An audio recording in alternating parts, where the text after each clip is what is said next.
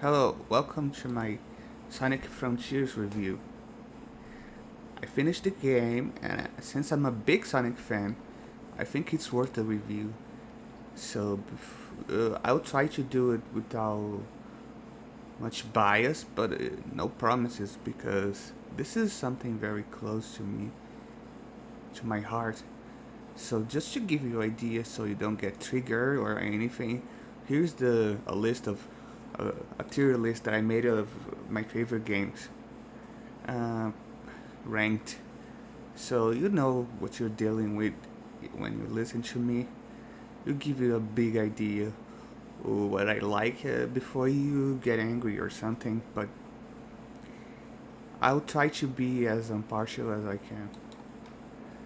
So first, let's talk about the good things. I'd like to talk about the combat first. I think it's one of the things they got the most right. One of the things that they got most right in this game. So here's the first island. Uh, of course, there's gonna be spoilers, so be warned because I'm gonna talk about pretty much the whole game. Not much. I'm not going into detail so much about the story, but enough for you to be spoiled. So with that out of the way, first the combat is never. I think it should always be the standard for this. The combat it makes it like in Sonic Forces. You there was pretty much no combat like this. The enemies were standing still, waiting to be killed. But in this game, they actually fight back, which is something that it was much needed in a Sonic game. Enemies, some challenges. The first thing that I liked it that is you can select your difficulty in this game, which is something that should be the standard from now on. I think so. While this game is not the hardest game you ever play, it still gives you like it is a game. It's not you're not just gonna breeze it through easily. The combat is like a little bit like a people will compare it a little bit with DMC and Bayonetta, and I think it's pretty accurate because it's pretty fast paced and it has a lot of combos. The enemies, as you can see, there's a lot of mini bosses that you fight, and they're absolutely amazing and crazy fun to fight. Most of them, not all of them, but they are almost always fun to fight, and there's a lot of variety to them, which is good. There's the side loop, which is also a good innovation from this game. And it's a good overall that you just don't mash a homing attack to win like in other games, which is something that I very much appreciate. It's an open world zone, if you like it, game. So also it helps to not be like 2 hours long like Sonic Force it was. The next thing on my list it's actually the mini bosses that I was talking about, but I was playing here. I already did it, so what I can also say is that the world it works like a huge stage that you can explore. It really you can just like you can walk normally, but then there you can go on these mini challenges around the world that is like and at the end is like waiting for you some memory tokens or some other item that you can get. There are like platforming sections that are crossed around the islands. As you can see, you can do them in any order, which really really like that's the formula they want to go for open when they call open zone, so you can do these challenges in order that you want. It really feels like open stage, even though there is not much.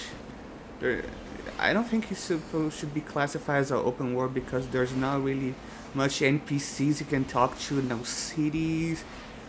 It's literally just an open area, really.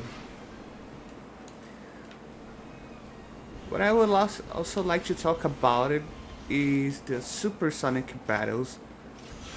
That I would like to talk about Supersonic in specific. I think they never before got it so right, Supersonic as they did it now. It really is like a like Sonic becomes pretty much a shonen character when he's fighting a Supersonic. Too bad that you can really replay those battles except the last one. And the last one was not that hard, and I could show it to you, but I think you probably already seen it if you're watching this. And those battles are awesome. The music is a 10, and they never got a Supersonic as right as they did now. I think it's the best Supersonic in the entire series is in this game.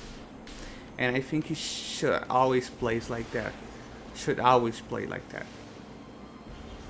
That's the thing that they go most right in this game is the Supersonic Battles. It's something that really sells this game for me, which made me go for a match. This game is awesome. It's like it sounds like it's not much a boss battle, but you have to see it to believe it. It is one of the best boss battles, something that Sonic desperately needed to be the anime fight that he's supposed to have as Super Sonic that we are all longing for.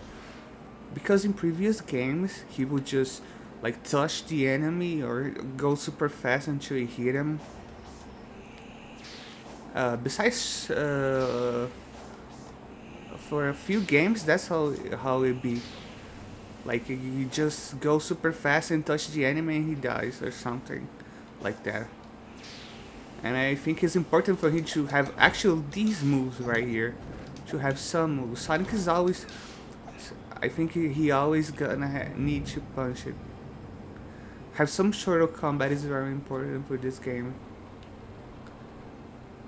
And it really helped a lot to be better than the previous titles that came out in the past like a long time, like plus 10 years. But also, well, side note, you can fish in this game, so let's take a look at that. This marks the return of Big the Cat. I'm glad that they did not get rid of him. I think he's welcome to be a part of the Sonic characters. So the fishing in this game is very, very simple. You just aim at a place, but that doesn't really matter much. And then you wait it a little bit. When the fish pulls, you just have to hit the mark like this, and it's done. Simple, right? I think they may probably a lot of people were traumatized by fishing in Sonic Adventure 1 because it took a lot of skills, but here it's pretty mindless, which is, I think it's okay. I think it could be a little more challenging than this, but I bet that a lot of people would say no, keep it simple. Because the fishing game in Sonic Adventure 1 took a lot of skill sometimes. And if you don't have it, you can progress the game. But here fish is completely optional, but it really helps in the journey. And it unlocks audio logs that are very, very interesting from Eggman. And I like that there's a huge selection of fishes that you can get it. It's something very neat.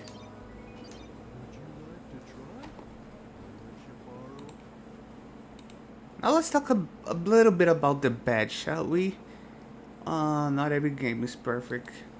So, one thing that definitely doesn't make this game perfect is the cyber stages.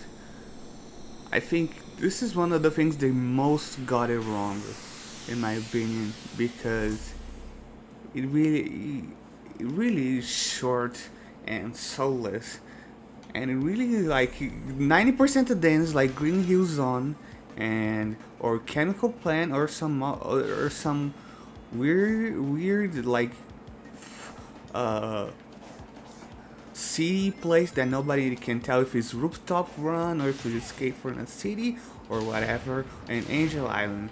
Four layouts of a really uninspired level design that is ripped off straight from Sonic Generations. I say there's more Green Hill Zones now in 3D games than in 2D games, and that is absolutely awful. I think I had enough of Green Hill for a long time, but I hope this is the last game they added for nostalgia, because it's something I'm really sick of it. Even one of my favorite stages of all time is Emerald Coast from Sonic Adventure 1, but I will absolutely hate it if it was in every fucking Sonic game ever. I don't think any stage should be in every Sonic game, especially one that is from the first game. It really tells me if you want this stage every game, it really tells me that you pretty much only play one stage of Sonic, and it's Green Hill. It's the only one that you could beat it, so that's why you have so much nostalgia for it. Which is really a shame. Even these three bugs that I killed now, they're in this section right here is just exactly the same as it played out in Generations. And Generations was already a nostalgia based game. So I think I had enough of that.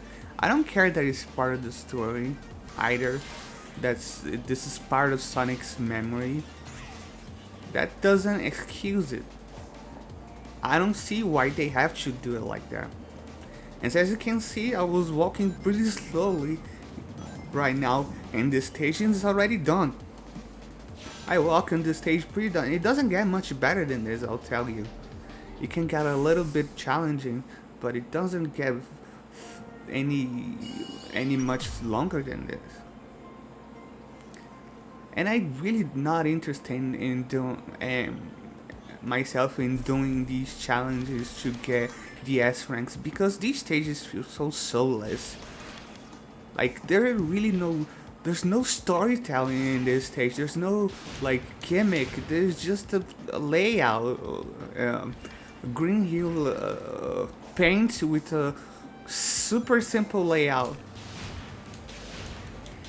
In this stages, your level ups are disabled, so you also don't go as fast. But that's okay. I don't really like the boosts, anyways. Which I think it should be. The boost should not be in the future games, or it should be like Sonic only, or it should be something that you earn it to you collect rings like you do here, and you can only unlock boost if you have like full rings, because I really prefer to have a spin dash over boost. I went super slowly here, and the level only lasts 2 minutes. It's short. It doesn't happen so anything except you gotta have maybe some quick reactions to not die, but there's not really any penalty in dying as much anyways. This is like a more like a trial than a stage, and those mini trials and collecting 5 red rings are absolutely not fun for me, and not what I look for in a Sonic game whatsoever. And I think it's worthless. cyber stages should not be in this game at all. I think you can think it's harsh, but it should, instead of having cyber stages, I think they should add a more layout to the islands. It's absolutely should not be here, and I don't really want to see Green Hill or any other past stages again. I want to see new stages because they're how is this how if you're gonna live only of nostalgia bait, then how is there's gonna be any nostalgia in the future for Sonic Frontiers? Because when you think of Frontiers, then you're gonna think of what, Green Hill, or they're gonna turn an open zone stage into a stage which is redundant. You gotta create our own new memories with new creative stages, and if they're just gonna be uh, run dash to win and maybe occasionally jump and collect five rings, I don't want stages anymore. Just do open zone then, please. I think it's absolute. The cyber zones are like a zero. If these were, if the stages was the only part of the game, I would give this game a 0 out of 10. And there's no question about that for me. Let's talk about the next point. You know what one of my favorite words is? Chaos. And this is Chaos Island. And one of the reasons that I really like the word chaos so much is because of Sonic. But which is really unfortunate when you consider this island, because let me tell you, if you can see what is wrong with this island, I think you know, if you've been here, yeah, I think you know what I mean when I say there's something wrong with this island, the whole island. I mean, pretty not all of the island, but like 90% of it, which is a big deal. That it should not be in the game. It is the 2D sections, not just the island, not just this island, but the whole, the like a lot of the cyber stages is 2D also. But this island is the biggest offense. You barely can go to any fucking spring, any fucking like one of these platforms without turning into 2D, which is absolutely awful in my opinion. This area is supposed to be open, and it's called an open zone game. And what is open about not being able to go there and only being able to go left and right? That was a limitation of the time, and I don't see why would they put it here.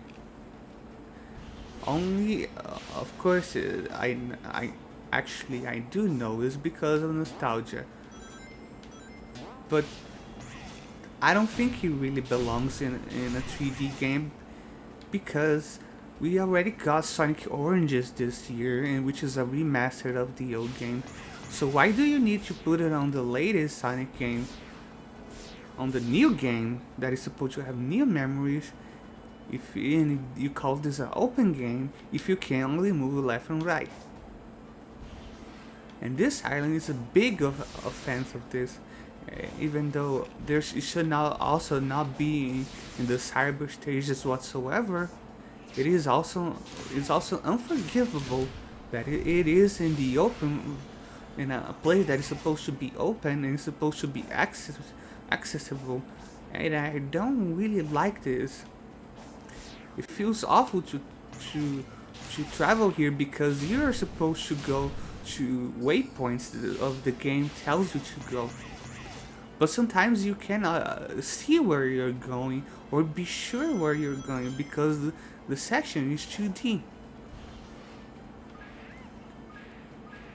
And I think it really diminishes the level of the game overall, because when I got to this island, like when I noticed what was going on, that it was turning 2D, I wanted to get out of here as soon as possible, which is a shame because this is where Tails is, and he's a very important character, and then I didn't want to just lose and pass through his story so fast as I did. And I'm sure I'm not the only one here that doesn't. I remember when people told me this was gonna be a full 3D Sonic game, and it was turned out to be one of the biggest bullshits that I ever heard. I don't know who told that a fake info, but fuck you for saying that, and fuck Sega for not doing that, because you Sonic games were fully 3D for a while now. They were fully 3D in the 2000 era. There was no 2D sections in Sonic Heroes. There are no 2D sections in Sonic Adventure 1 and 2. There's no 2D sections in Shadow or 6 or Riders or Secret of the Rings or Black Knight. So it should not have any 2D sections anymore, ever. Because this is not a 2D game, and 2D games already exist, like Mania, like Oranges, like the past. So you can put 2D in these games, but not on new games. You can make a whole game that is 2D. And imagine if Sonic Mania had 3D sections. Oh, which actually it does. But it's special stages that are completely optional. But imagine if it was mandatory like this. I don't think you will like it that much. The 2D fans won't appreciate it that, would they? So, as a 3D fan, I don't appreciate this island that is forcing me to do this island. The stages have 2D, so I don't appreciate the 2D in this game, and I wish they would knock it off kindly to put 2D. And if you're a 2D fan, there's plenty of 2D games that you can play, and I'm sure Sega is gonna release more 2D Sonics in the future. Also, cool side note, if you do the infinite symbol, you get infinite boost. Neat. Let's talk about the rest. I just realized that I didn't talk about much of the story yet. So, there's good and bads in the story. The good is, as everyone would suggest, is Tails, Knuckles, and Amy. They are like the best part of the story, alongside with Sega, also. Sure, it sucks that you have to collect these memory tokens every time to talk to your friends. And you get sometimes a little bit of information from them, but at least you do get something most of the times, especially if you're your friends. Maybe not as much with Sage, because she's very cryptic and doesn't talk much about anything too deep until later, but you get some nice interactions with your friends that are, if you're a Tails, Amy, or Knuckles fan, you're in for this game, because they finally get some much needed character development. But I'm pretty sure everyone will tell you this, so I don't need to tell you.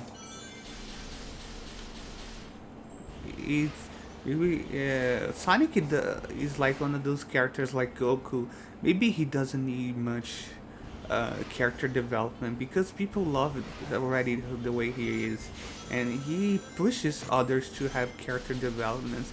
He is a protagonist that I guess people would not care if he stays the same.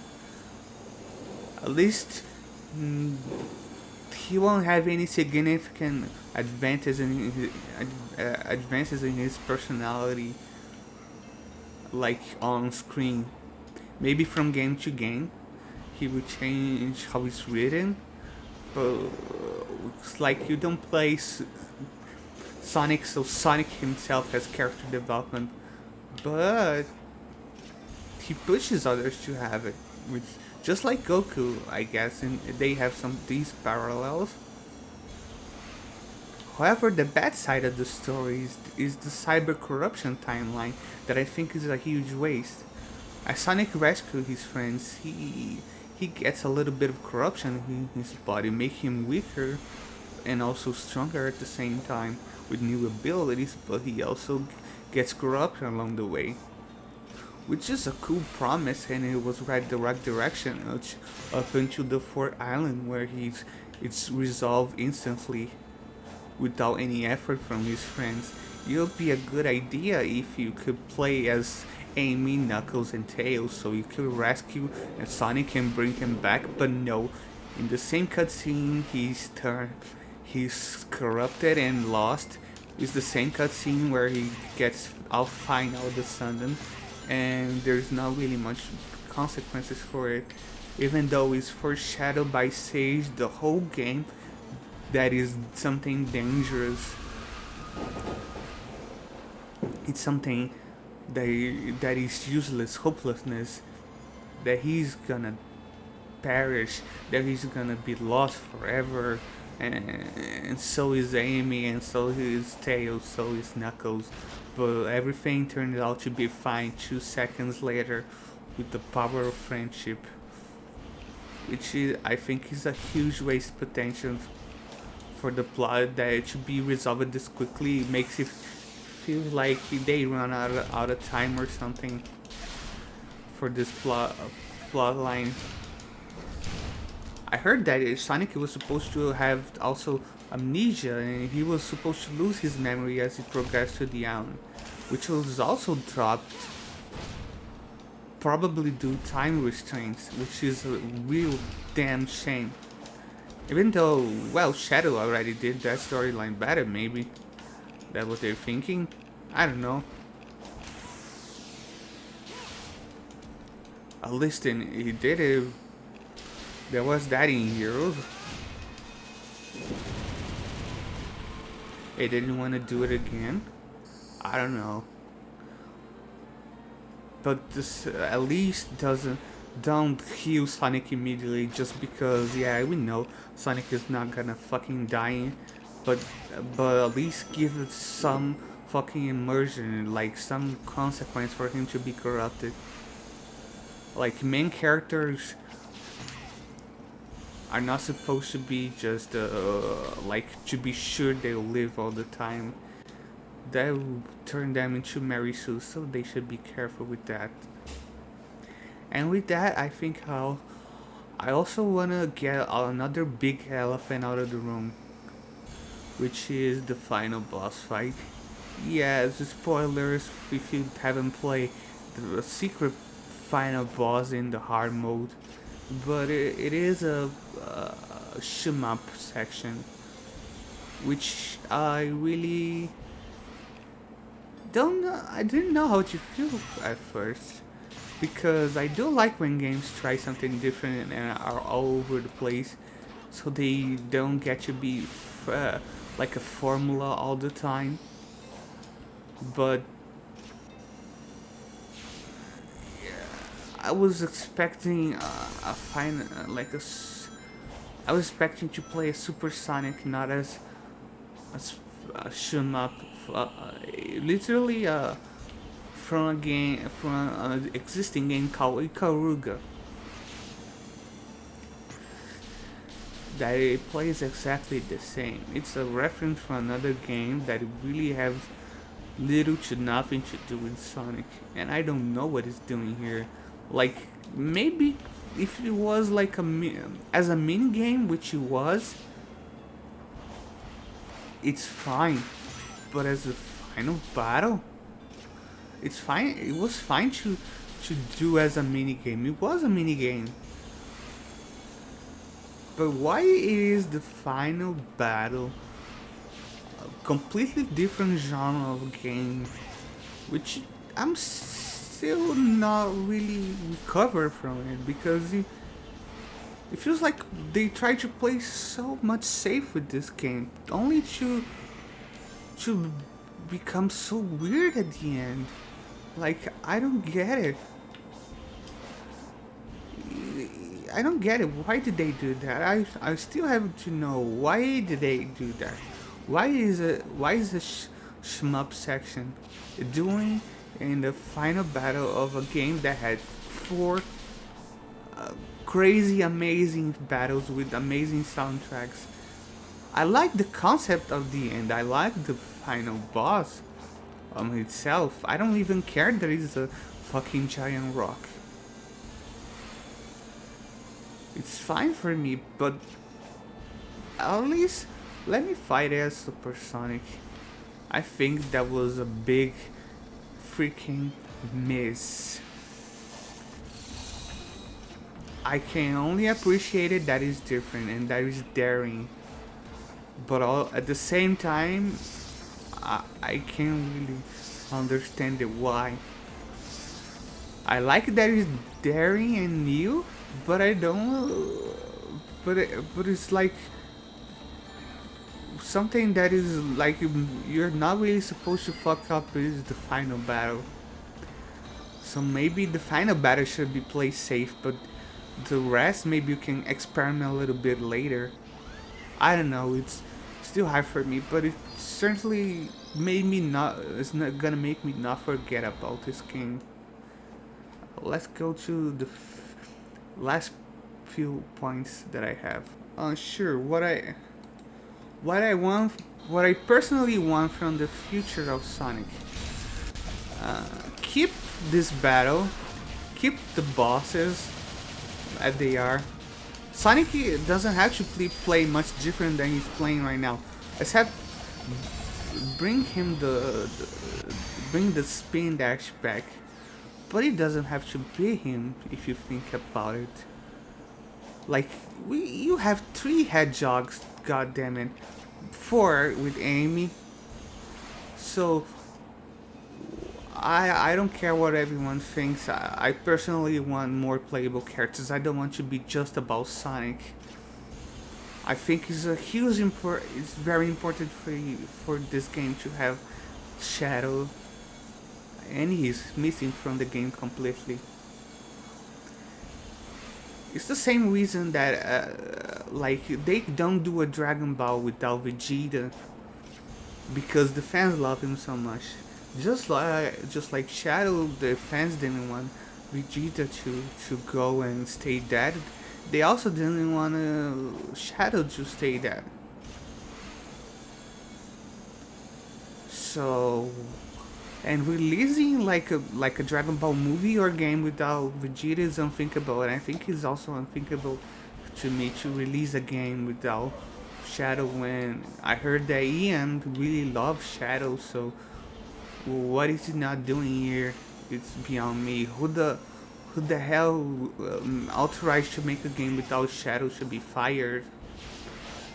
And not just Shadow, just I'm saying this as a fan, but multiple characters is what made the 2000 era so great for me. So do not make more Sonic games just Sonic, please. I'm pretty tired of Sonic and classic Sonic being the only center around, and the other characters just get a Netflix show or whatever. That is awful. I think maybe it's fine one game. Okay, you had your fun making just Sonic in this game, but I would say for the next game, definitely more playable characters. So Sonic maybe can have the boost. Shadow can have the spin dash. Maybe they can do it like that, or maybe this boost is for when you have full rings, and you get a spin dash when you have no other rings. What I really like the game is that you can do a lot of save jumps in this. You can recover when you're in the air. You can cut pretty much something that you cannot do in Generations or Unleashed or any boost games. You can you can customize like I did it here. You can pretty much customize your platform here. And I think The spin dash works well with that, better than boost, because boost can save you maybe from a fall like this, but spin dash, the combination of spin dash with jump can can can be so awesome to explore and to play the game. Of course, you can find a way to have both, but I would rather to have spin dash. But it's fine if you have both. But I hope that boost does not replace spin dash. So you have more characters. You have four or three freaking hedgehogs, and you can make a new one if you want. Just the drop dash is not enough for me. It's cool and all, but no, I think the spin dash is really irreplaceable for the series. And also, now that I'm doing this, I also don't like that he turns into a ball of lightning. I rather when he just had his aura, like in Adventure 2 and Heroes, when he turns into a ball. I don't know why he's a ball of energy. It looks so weird to me. I don't like it. This ball of energy jump that he has. He looks like he has a whisper or something. But anyways, this review has been for longer than I wanted, but I conveyed the points that I really wanted to make, so I'm really happy with that. And I think this game is a step in the right direction, because it's better than Generation, it's better than Lost World, it's better than Forces, it's better than Colors, and I think it's even better than, maybe probably could be even said that it's better than Unleashed. I think so. So it has been the best Sonic game in a long time. It is a step on the right direction in so many ways, and it has just a few tweaks away to being one of the greatest. And if they make it Frontiers 2, I'll play it. If they make it Sonic Adventure 3, please, for the love of God, bring Chow Garden back. It's all we fans ask for, is the Chow Garden back. Thank you.